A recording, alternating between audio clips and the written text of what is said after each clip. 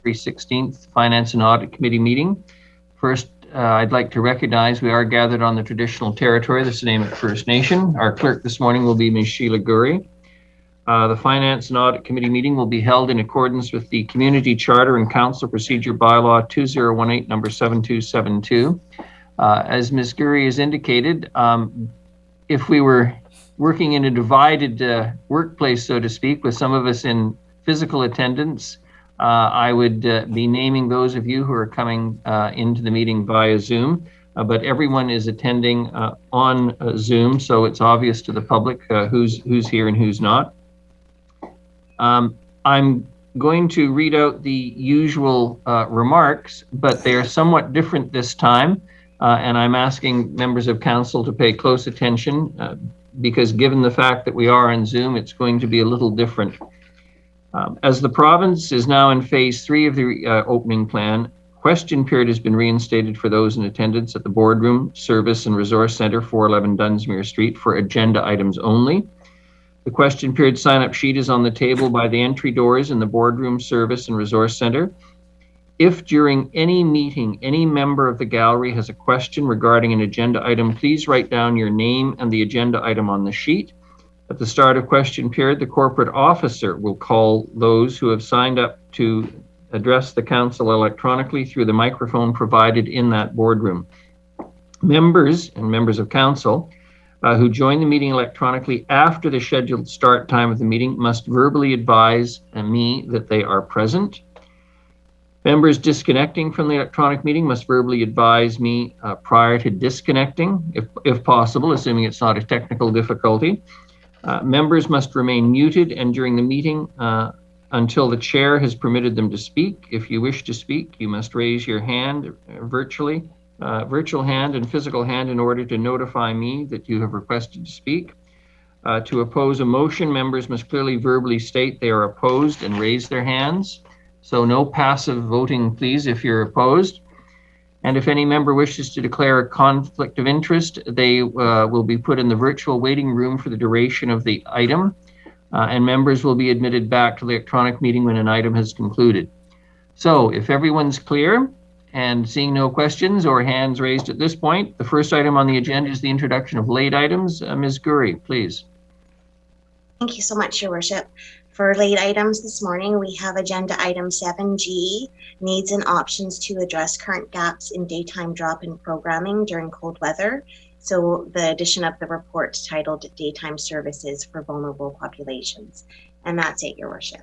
Thank you very much. A motion for adoption of the agenda as amended. Moved Councillor Turley, seconded Councillor Bonner. All those in favor?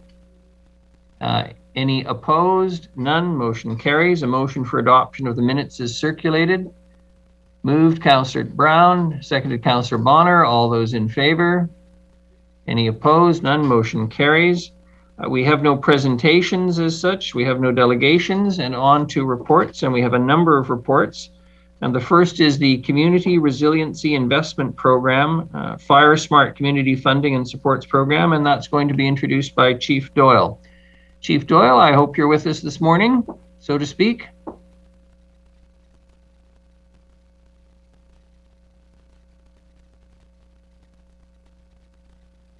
Your Worship, I'm actually not seeing Chief Doyle on the line at the moment. So perhaps we could defer that motion till when he gets here and start with the next one. All right. Chief Doyle's, I hope not got my level of competence with these things or we will be in trouble today. The next item on the agenda is the Rock City Road Water Supply Pipeline Risk Reduction. And that's Mr. Sims. Good morning, Mr. Sims. Nice to see you. Welcome. You're going to share your screen. I am, Your Worship. Thank you. Good morning, Council. Appreciate the opportunity to be here in front of you. I also have Mr. Squire, the author of the report, in attendance for this report and the next one. I hope you can see the screen at page 17 of your agenda. It's okay. Thank you. So essentially, as part of the ongoing private development in the Rock City area, we've become aware of a sort of a questionable geotechnical issue underneath one of our main water supply mains. This is a a fairly large supply that runs up to Lost Lake Reservoir. So this down below and beside the water main is some peat soils and interspersed with bedrock.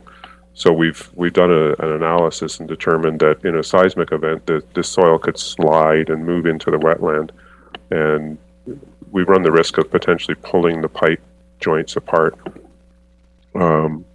So just to preclude this risk, and I would say that one of our major focuses over the last couple of years has been on building resilience in the water system, and this is an example of that. So to preclude the risk, really what we would do is excavate the pipe at specific locations where there are pipe joints and install mechanical joint restraints. And this work can occur now while the road is still under construction, and of course before it is repaved as part of the private development. So council, we're asking the committee to create a project in the range of, I think it was $350,000 to fund this work, and we should be able to do that in the next several months. I will note it is fairly variable cost, but we're hoping it's at the low end, of course. And this would be funded from reserves. Either myself or Mr. Squire would be happy to answer any questions. Thank you very much, Mr. Sims. I have Councillor Turley and then Councillor Bonner for questions. Councillor Turley. Thank you, Worship. Through you to Mr. Sims, I would just like to, having worked in and around peat bogs on the lower mainland in my earlier years, the stability of that type of soil is just not there, and I fully recommend that this action absolutely needs to happen. I can't remember how many pieces of equipment were sunk overnight through the peat bogs that were left in an unstable situation. So bravo for discovering this at this point in time, and please go ahead. Thank you.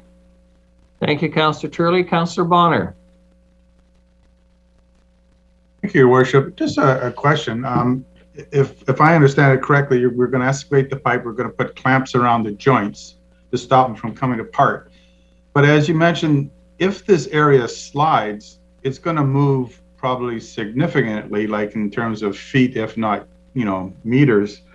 What's to stop the pipe from pulling out somewhere else down the line, because the pipe is now moved laterally a significant amount, like in pulling out at the joint where it joins another pipe where you don't have these clamps? Worship, I think that's an excellent question. It's something we definitely looked at. So the area that is unstable is fairly confined to a small area, and we've gone beyond that area so that let's say that the pipes that are anchored in the solid ground will hold and support those that area that would bow out. So the intent would be that the pipe doesn't move very much, or it moves within a tolerance that we can live with. So the idea is that the soil would become slurry basically and flow past the pipe. Exactly. Yeah. Okay. Thank you. I'm not seeing any other questions, Ms. Gurry. I've got 4 faces on the screen, one of which is Mr. Sims and the other myself. If there are no further questions, I wonder if someone would care to move. Councillor Hemmons, please. Thanks, Your Worship. I'll move the recommended motion. Thank you very much. Seconded by Councillor Bonner. Any discussion? Again, there we are. I'm not seeing any other hands raised. If no further discussion, all those in favor? And any contrary? None. Councillor Gesselbrock, I'm assuming you're in favor? Thank you. Your Worship, if I just may ask staff after they're done sharing their presentation to minimize it so we can have a better view of the hands, that would be great. Very good. Thank you. Sorry about that. Yeah, my hand was outside of the screen raising. I got to keep it tighter. Right hand is a good thing, especially when it comes to your wallet. Thank you very much. Well, we've got Mr. Whiting online, so I assume we can go back to Community Resiliency Investment Program, can we? Yes, thank you, Your Worship. He is here in attendance for Chief Doyle regarding number 8 on your agenda. Good morning. We're in your hands. Good morning, Your Worship, members of council. My apologies for missing the first call. I was just dealing with a bit of an issue here in the office. So this morning I'm here to ask for council support in applying for funding grants through the UBCM Community Resiliency Investment Fund. This is a program that we've been part of for the past number of years. It's been the basis of our Fire Smart activities in the city.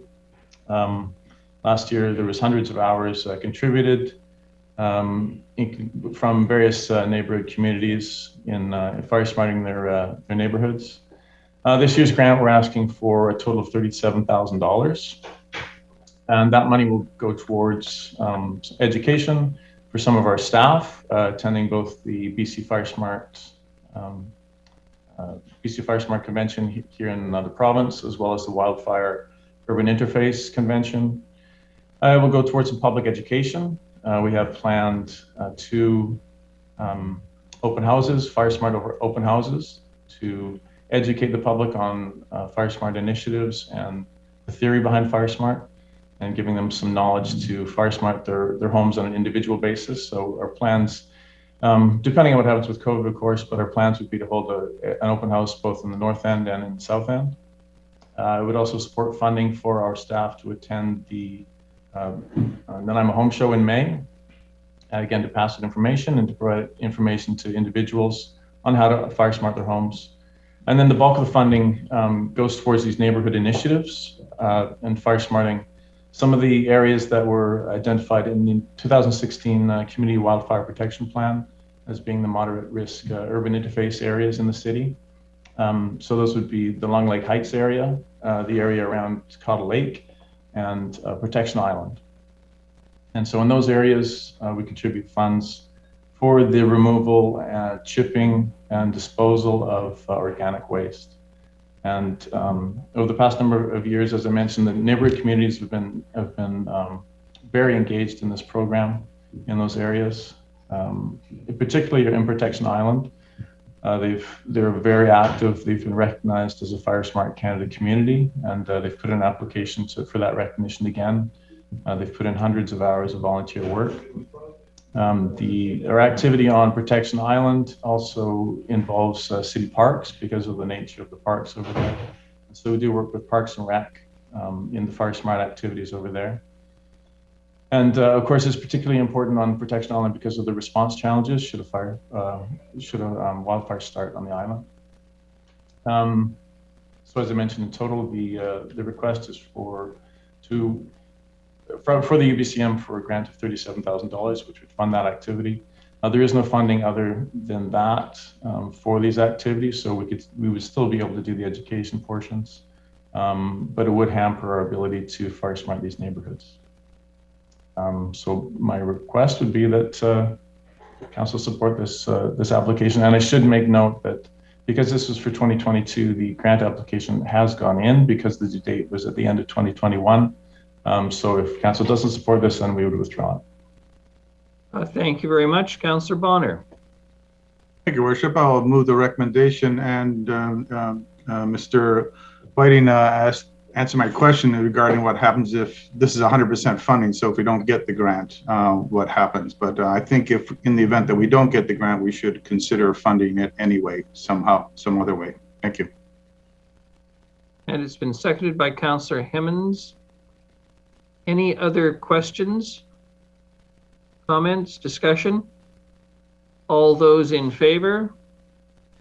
And any contrary? None. Motion carries. Thank you very much. On to item C, the Duke Point Water Supply Main, York Creek Drainage Crossing. And again, Mr. Sims, we're in your hands. Thank you, Your Worship. I apologize for hogging the screen on the last item. So this is a brief sort of another resilience piece for our Duke's Point water supply main, which is for Mr. Harding's benefit, a 750 millimeter diameter main that services the Duke Point industrial area. adjacent to the Duke Point Highway, as you can see on the screen outside the city, we have a couple of culverts where the Duke Point main crosses over, we call it York Creek, which drains York Lake, which, as council may be aware, periodically floods over McMillan Road. In the rainfall in November, we had seen either collapse or damage to those culverts as a result of beaver activity. And it's backed up and created some flooding for some of the residents that live along Walsh Road. So to mitigate that, at the time, the city staff installed some drainage culverts close to the surface over top of the water supply main. And that's sort of slowly draining the lake, although it's still quite high. So our proposal in front of you today is to, once the lake can get down a little bit, to excavate below the water supply main and support the main with a bridge and remove the culverts entirely. So in effect, we'd be using the pipe as a bridge, but it would be supported as well. So we'd create a sort of restore the creek in a way underneath the pipe. So we estimate that this could be in the range of $400,000. It's available in water reserves.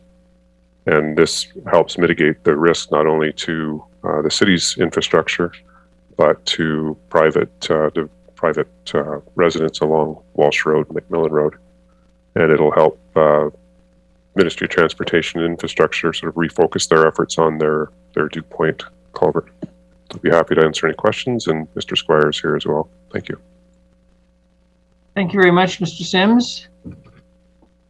We're back on full screen. Questions for Mr. Sims? Not seeing any. Someone care to move the motion?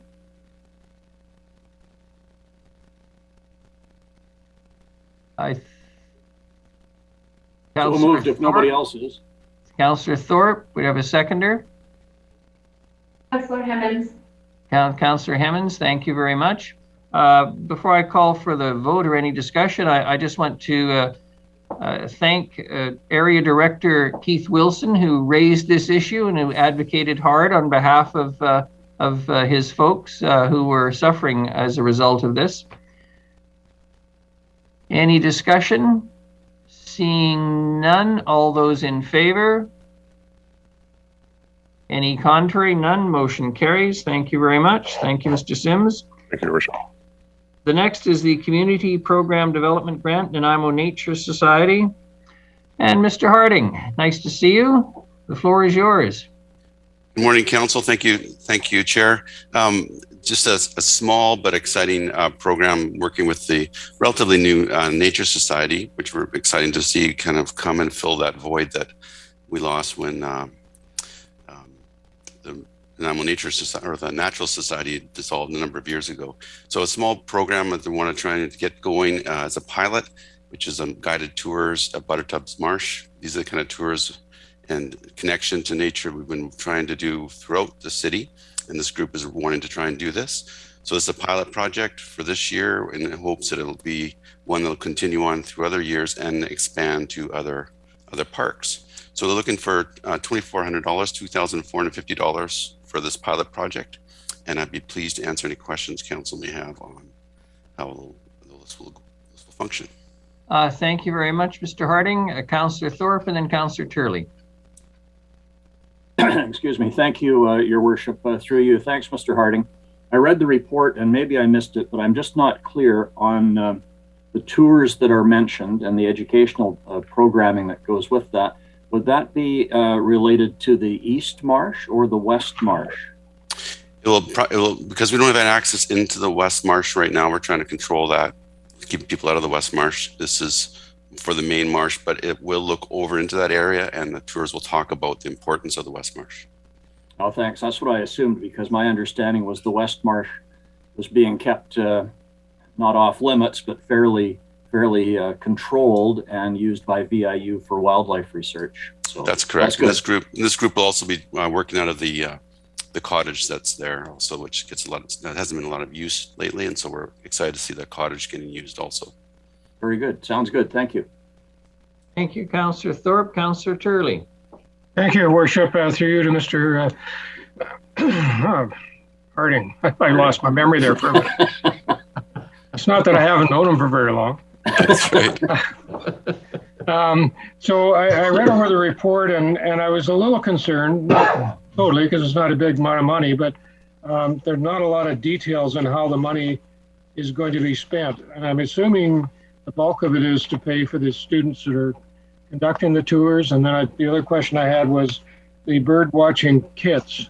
Are they going to be purchased in bulk, or are they donated, or do we know those details yet? We do, Council, and thank you for, because I noticed that this morning too, and that's not the group's mistake, that's our mistake, because they'd actually given us a few proposals, and we worked with them thinking that this was the best one. So the breakdown for the city funding is about having $150 for some design and some budget work for the programs, and then $850 is for $450 is for $450, 450 copies of brochures. Then, because they're going to be doing volunteers initially, some of it's for training. So they have about $450 for training. And then because we want to do some updated interpretive work there, they have $1,000 of city funding that would go towards that. All the other boxes and such is the group themselves that will be working on that. So that's a breakdown of the funding. And my apologies, it wasn't on there. No problem. Thank you very much. Thank you. Would someone care to move the motion? Moved Councillor Thorpe, seconded Councillor Hemmens. Any discussion? Councillor Bonner? Thank you, Your Worship. I'm very much in favor of this. I do have a question for Mr. Harding, and I noticed in the municipal news this morning that New Westminster got a grant for $50,000 to plant trees. I know this isn't related to this, but I was wondering if if we were looking at a similar thing. Your Worship, Chair, to Councillor Bonner, absolutely. I know working with Finance Group is always scouring and looking for funding opportunities and grant opportunities, and there are a number of them out there. So with, I don't have the list of them here. What we're trying to do, yesterday's planting, of course, was working with the group the council was aware of yesterday, for the cherry trees. But we are looking at other opportunities whenever they come up. Thank you, Councillor Bonner. I won't rule you out of order. All those in favor? Any contrary? None. Motion carries. Thank you very much, Mr. Harding. The next is the quarterly purchasing report, single and sole source purchases in excess of $250,000 and instances of non-compliance purchases. Ms. Mercer, good morning. Good morning, Your Worship. So this report is for the period October 1st to December 31st of 2021. And Appendix 1 outlines our sole and single source purchases. Appendix 2 outlines our purchases over $250,000. And there were 2 instances of non-compliance with the procurement policy at December 31st. In one instance, the project took longer than anticipated to complete, and costs were incurred over that, and the other related to the transitional costs relating to tourism Nanaimo. So I'll try to answer any questions you have about this report, or hopefully some of the GMs that are on can specifically answer any questions you have. Thank you very much, Ms. Mercer. Councillor Hemmens and Councillor Bonner. Your Worship, 2 questions for you, Ms. Mercer. The situation table costs. We received, I believe, provincial funding to set up the situation table. I'm guessing there's probably secure software issues that require that software, but can you just confirm for me, is that what we received the $30,000 funding for, or what's I can just have some more information on that? Through the chair to Councillor Hemmens, I will have to get back to you on that, but I will follow up. Okay, and the second question, this may be not for you, but the relationship between the $50,000 downtown security report and the $400,000 expense that we have allocated for downtown security going forward? What's the relationship there? So those 2 are different. I will let Mr. Lindsay answer that. but they are different. Mr. Lindsay. Morning. Your worship, I think actually Mr. Corson has his hand up as well, if Mr. Lindsay would like to defer, but Mr. Lindsay, you're here. Go ahead. Good morning, Council. And I'll start by saying I've been having some Zoom issues the last 24 hours. So if I get kicked out or my face freezes in an awkward look, it's not me, it's actually the screen. So, and I will have to defer to Mr. Corson. So there's council's previously allocated the $400,000 for augmented security in the downtown, and also provided us leave to proceed with a study on downtown safety. So that work, the safety work, the review of the study is currently underway, and we're hoping to have something back to council in the next month, approximately, which would give you time to consider implications for the balance of this year and as we move forward for further budget. So whether that means reallocating or repurposing that $400,000 in different ways, I think that's one of those things that the study will look at and provide recommendations. Okay, thank you very much. Thank you. Councillor Bonner and then Councillor Turley. Thank you, Worship. I have two questions regarding the single and sole source purchasing. Item 2355 with the JP Rollo. And it's the additional work required for our community amenity contributions. Can we, why did we incur additional work on that? Or it was a study? Thank you, Your Worship. I'll try that one. So we did the initial work, council. Remember, we had GPC meetings. We've met with the development community, and we came back after review by GP Rollo's firm with recommendations. Came back to council. There was some direction from council to continue with some further work, and there were some specific questions, if you recall, about net versus gross, and items about specific items around how amenity contributions would be calculated. So that required us to reach back out to the original consultant. So rather than go with the new RFP, it was important for us to continue that work because the base work had already been done with them. So we brought them back in to help us answer those questions, and ultimately reported back to council, and were able to resolve that item. Do you happen to know what the original cost was for the original part of the work until council decided they wanted to go with option one again? Unless Ms. Mercer has it at her fingertips, Your Worship. Sorry, I'll have to follow up. I don't remember off the top of my head. It seems an awful lot of money just to go back again and talk to some people and come back again with a recommendation they already had at the beginning. So it just seems a bit much money to me. I'll wait until there's no hurry on that. I'm sure I can get an answer soon. My other question, similar to Councillor Hemmons, is 2947 Nielsen Strategies. The development of a downtown security action plan, and the reason is one which staff has specialized training and/or expertise. Are they the only ones that have experience in downtown security action plan?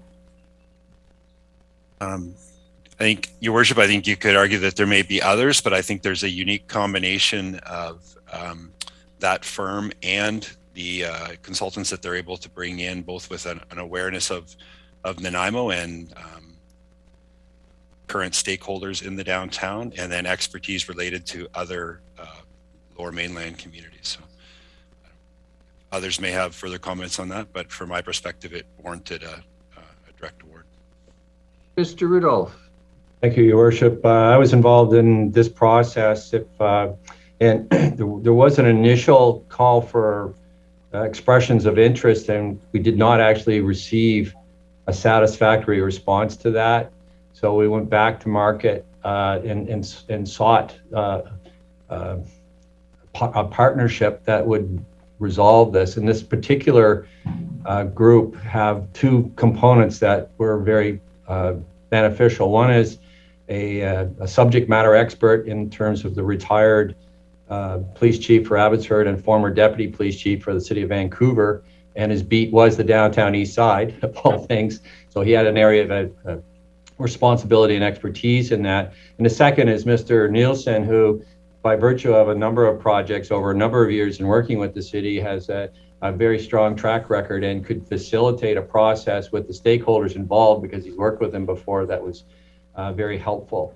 So we chose them to take this work on. as the best source of getting the combination of a credible, process-oriented person who could hit the ground running and somebody that's a subject matter expert. That we are expecting to get a report, and we've asked for that by the end of March. And so that certainly would be very important for us. As I am aware, Council, we're all aware that that's a significant issue and will inform a lot of ways we're going to address some of the issues in the downtown right now. So yeah, it really, there aren't a lot out there, and we did have some expression of interest from somebody in another province. It just doesn't seem like that was a good, there would have been too much education to get going on this for that firm. And I think having local context is really important on this, because you really have to understand BC, and in this case, the city of Nanaimo. So I hope that answers your question. Yeah, I think it does. Thank you. Thank you, Councillor Bonner. Councillor Turley, please. Thank you, Your Worship.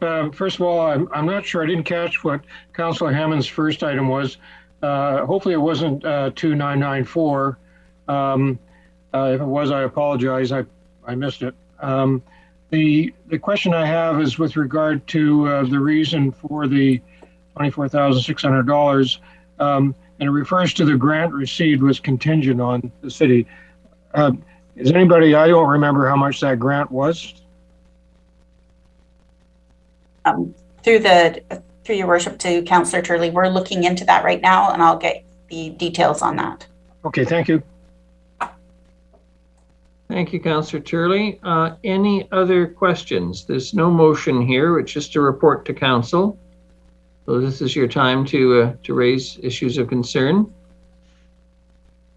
If not, thank you very much, Ms. Mercer. Appreciate it. The next item is the BC Hydro Sustainable Communities Project Implementation Funding Application with the Regional District of Nanaimo. Mr. Lindsay, please. Thank you, Worship. I am going to turn this over to Ms. Bhopal Singh to introduce. Ms. Pan, who's our Manager of Sustainability, is also with us this morning, and between the two of them, we'll be able to answer any questions you have on this report. Very good. Ms. Bhopal Singh, Ms. Pan, welcome, please. Good morning, Council. Partly why I want to introduce you today is this is the first time that Council is meeting our new Manager of Sustainability, Ting Pan. And for those of you who don't already know her, she comes with a long history of working with local government in the realm of sustainability and promoting through community and organizations improving outcomes. And so what you've got today is a first report that she's bringing forward to you that involves a partnership with the regional district aimed at helping us work with the regional district and BC Hydro to leverage funds to improve energy efficiency of homes with the oil to heat pump conversion. So I'll let her explain more about that, but it's with great pleasure that we have her before you today. Thank you. Thank you, Ms. Bhopal Singh. Ms. Pan, good morning and welcome. Lovely to meet you, so to speak. Good morning. Thanks, Lisa. And good morning, Council, and really glad to be here. So this report is really about supporting residents who currently have oil heating and try to encourage them to upgrade to electric heat pumps so that it will provide the necessary clean energy for their space heating and as well as some cooling in the summer during heat events. And we recognize that right now there are a lot of financial incentive from provincial and the federal governments, but there is still a lot of non-financial barriers for people to actually complete the upgrades. So this study that we're requesting the fund to support and join an application with RDN is really to figure out how we can support residents in managing the complete process of doing that kind of a renovation. So happy to take questions if you have any. Thank you very much. Any questions for Ms. Pan? Councillor Turley, please. Thank you, Your Worship. Through you to Ms. Tan. So I have two questions. Number one, I'm looking at the numbers, and I guess on an average, if we're trying to help 40 residents for the 150,000, it's roughly 3,700 per applicant. Is that how it's supposed to work out. And secondly, I would assume that because it's to replace oil heat, it would be a situation where the duct system would have to already exist. Okay, through the chair. And so the first question is that, yeah, this is a pilot program. We don't know how many residents we will be able to support through this. About $60,000 out of that 150 will be focusing on the design and the market assessment, stakeholder engagement, and communication. And then around 90,000 will be focused on actually providing the service. The 40 residents, that number was very conservatively estimated. That includes the number of people that you have to talk to. Like there is a success rate built in there. While you're developing, you don't know exactly, which demographic you should target necessarily to get the best success.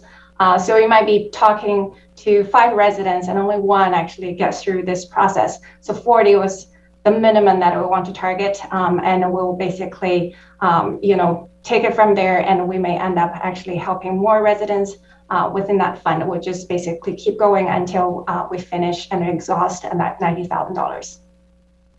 Thank you. Thank you, Councillor Turley. Any other questions for Ms. Pan? Not seeing any. Would someone care to move the motion? Moved Councillor Martman, seconded Councillor Bonner. Any discussion? Seeing none, all those in favor? Any contrary? None. Motion carries. Thank you very much. Thank you.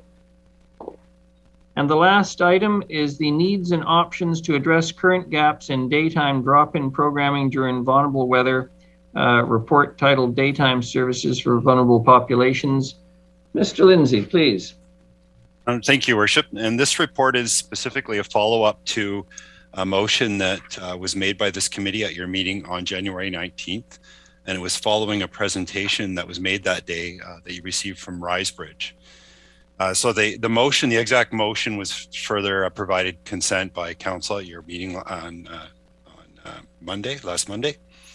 And it's actually included in the report. I'll paraphrase it. The direction from council ultimately was to meet with Risebridge to identify gaps for daytime drop-in during cold weather events and options to fill those gaps. I would also note, Your Worship, in the recommendation or in the motion, there was a time frame, and it said up until March of 2022. Obviously, given the process that we're in right now, where any recommendations coming out of this meeting would come forward to your meeting at the end of the month, it would be difficult to meet that time frame, but we still think it's worth having that information and options available to council about how you could possibly respond. So there is, first of all, attachment A to the report. There is an overview of what we've called existing services, indoor services for daytime, for vulnerable populations to access during the daytime that are available throughout the downtown. I did provide an earlier version of this to council last week, and I would note there's a couple of changes that have been made that we've been added to that attachment. One is the former SIA space that's now being run by CHVA. The earlier version had indicated that it would likely be closing on February 22nd. We've now understand that will likely remain open until the end of the month. We've also included in that table the services now being provided by Risebridge at their property at 520 Prideaux, as well as the outshop that CMHA provides at their property near the Bastion Bridge. In that table, it reflects the old hours for the New Hope Center. And now very recently, as of February 10th, they did change their hours of service, and New Hope is now providing breakfast from 8 to 11 in the morning and dinners from 3 to 5 in the afternoon. So kind of a move away from the breakfast, lunch, dinner to longer periods for breakfast and dinner, and only providing now dine-in options. There's no longer takeaway options at the New Hope Center. So that's one change that happened fairly recently, and it's in fact not reflected in the table in the report. As per council's direction, we did meet with Risebridge, and I would generally describe their comments, as I've put in the report here, that their feelings are that many of the services that are provided in the community right now are too high of a barrier for many of those that find themselves on our streets today, and that COVID has actually put further restrictions on capacity, has added further strain to the system. We did invite Risebridge to provide their own comments and response, and that is included to your report as attachment B, so you can find their further comments there. Your Worship, we also did reach out as part of this process and met with all of the other service providers that are providing daytime drop-in service in the downtown at this time, including CMHA, Unitarian, Salvation Army, and the 710 Club. General discussion with those partners is outlined in the report, but I would say that all of them recognize that there's been a need for many years in the community, and that the COVID has certainly added to challenges with providing or maintaining even the previous service levels. They also recognize that during our recent cold weather events this season, that all of the facilities were in very high demand and at maximum capacity. It was interesting that one theme that did emerge from those discussions is all of our partners out there providing services identified that one of the biggest challenges is appropriate space. A dedicated building and appropriate space in order to provide the service remains to them one of the largest barriers.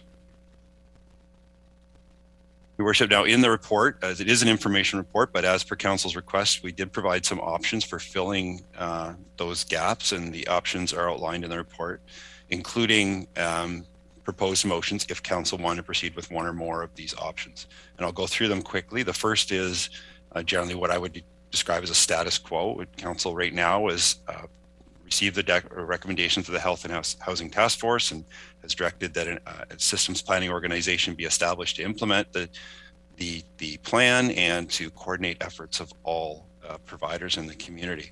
So there's currently $480,000 in your budget, and that continues for this year, 2022.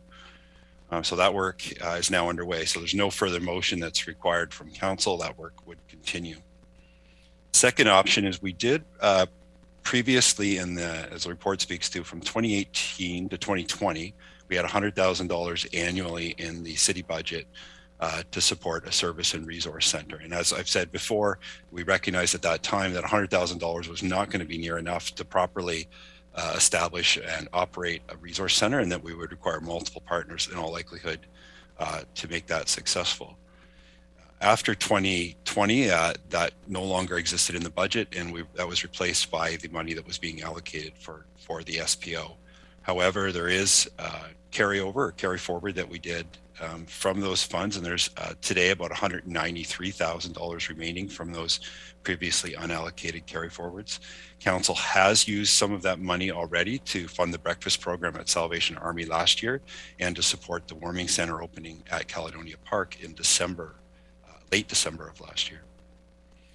But if Council did want to go back out, we did recommend in 2019 to the Health and Housing Task Force that they may want to consider doing an expression of interest, going back out with $100,000 to the community to see what kind of response we get in terms of augmenting or providing new services.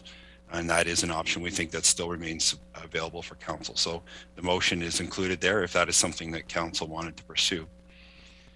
I would note, and as it says in the report, this would really, by the time you went through that expression of interest and got responses and evaluated them and made further decisions, we'd really be looking at the season of 22-23 before any additional capacity was added. The final option, and one if providing, in our minds, providing the most immediate response, would be to convert what previously was designated in Caledonia Park as the emergency warming shelter to an actual daily drop-in space. The Council did in December provide $15,000 towards the emergency shelter, and it has operated approximately 20 days since, or been funded approximately 20 days from the city since December 27th when it first opened. And I would note and want to thank the 710 Club who stepped forward to operate that facility, but also who have opened it on non-cold weather days, on non-emergency days, and paid for that from their own resources. So it's actually been open more than the original intent of just having the cold weather days.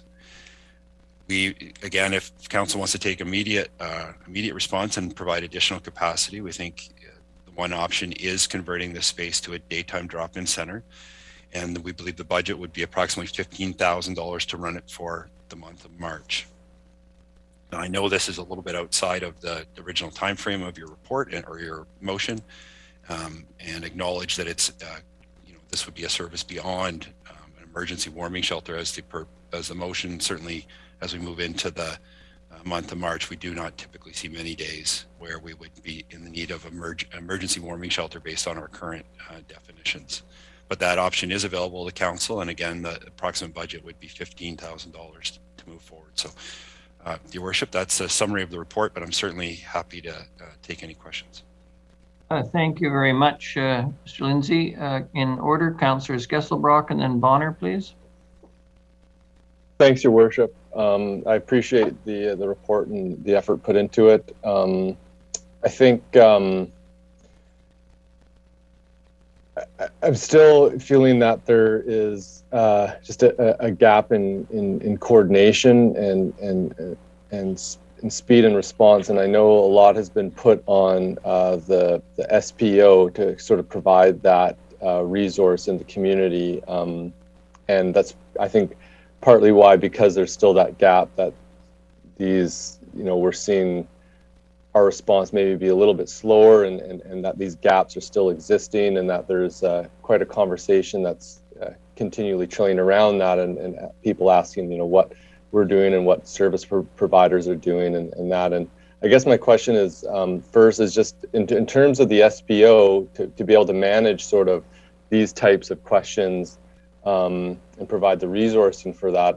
I'm curious whereabouts that is at the moment. Mr. Lindsay. Your Worship, I can see Mr. Corson's logging in here, and he's kind of managing that process right now. So I'll maybe defer to him, just give you an update on the SPO. Mr. Corson, good morning. Welcome.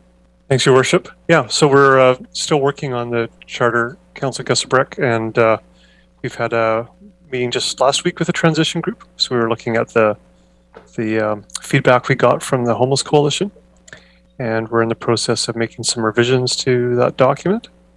We have a meeting next week with our transition group to look at those revisions and see what we want to keep, what we want to amend.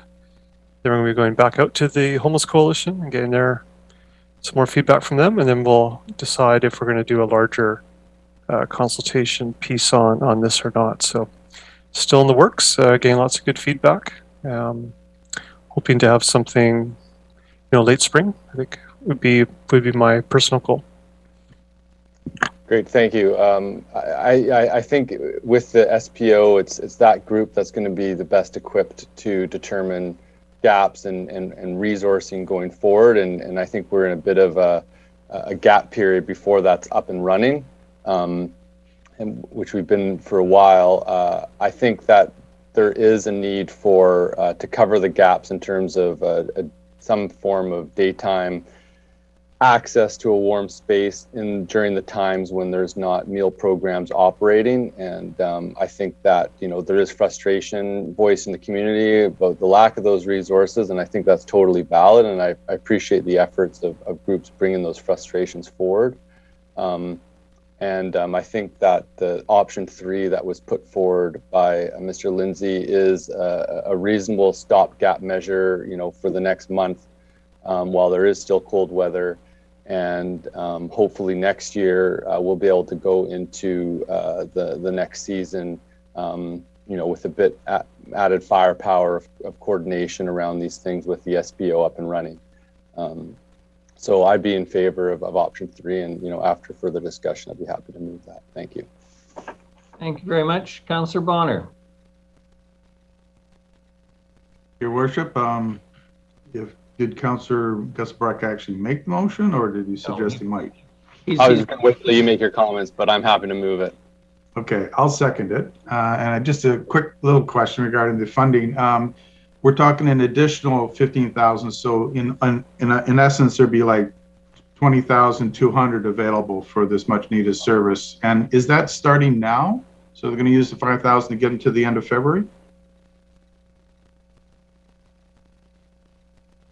Thank you, Your Worship. So the $5,000, if council recalls, was set, or the $15,000 was set aside for staff to use when we met those cold weather days. So certainly no cold weather days currently in the forecast. So we wouldn't anticipate further expenditure of that amount before the end. If the committee today made this motion, it would come for council for consent item at your meeting on the 28th of February. So we would follow immediately the next day with working with 710 for having it open for the month of March. But I think what you're identifying is for the next 2 weeks, it would only be reliant upon if we came across a cold weather event. Okay, thank you. Any further discussion?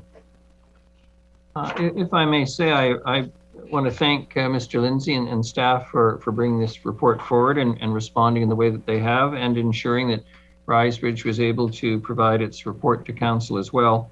It strikes me, notwithstanding the frustrations felt in the community by many around these issues, that we need to get the SPO up and running, and it's logical, I think, rather than start allocating significant sums or making changes in what we're doing, to leave that work to that organization in due course. And I'm certainly supportive of the motion made and that's before council now. So, Councillor Hemmens, please. Your Worship, I wasn't sure if I was going to share this, but I just want to caution everyone, the SPO isn't going to be the solution to all of our problems. And I worry that we're putting a lot on it in terms of the solutions we're expecting it to find for us. It's a collaborative process. It's going to be bumpy. It's going to hopefully give us really good data and really good coordination. But I can't imagine that when this happens next year and the year after, that because we have an SPO, it will be easily resolved. We're going to continue to wrestle with these questions for a long time. Thank you, Councillor Hemmens, and I certainly agree with what you've said, but I think that council is looking for the information and the guidance that hopefully the SPO will be able to give us, so that we can make decisions and do it in a way that's much more timely and not only is seen to be more responsive, but is more responsive to the community's needs. Councillor Brown, you had your hand up. Have you taken it down? You're okay? All right. If there's no further discussion, the motion's on the floor. All those in favor? And any contrary? Seeing none, motion carries. Thank you very much. Your Worship? Ms. Gurry. Thank you, Your Worship. Ms. Mercer has a response to a question that a member of council had earlier regarding her report. Please, Ms. Mercer. Thank you, Your Worship. So the question regarding the situation table. So we did receive a $30,000 grant, and this line item in the report is the contract that went with that grant. So the grant is covered, those costs are covered by the grant completely. And I think that was the question. Thank you. Very good. Not seeing any further questions. Thank you very much, Ms. Mercer. We have no other business. Question period. Ms. Gurry, do we have any questions? No, there's no one here for questions, Your Worship. Well, that takes us to item 10. Anyone care to make the motion to adjourn? Moved Councillor Martman, seconded Councillor Brown. All those in favor? Any opposed? Thank you very much, everyone, and thank you to all of staff for participating this morning and making this meeting go much more smoothly than I thought it might, given my technological skills. So thank you again to everyone.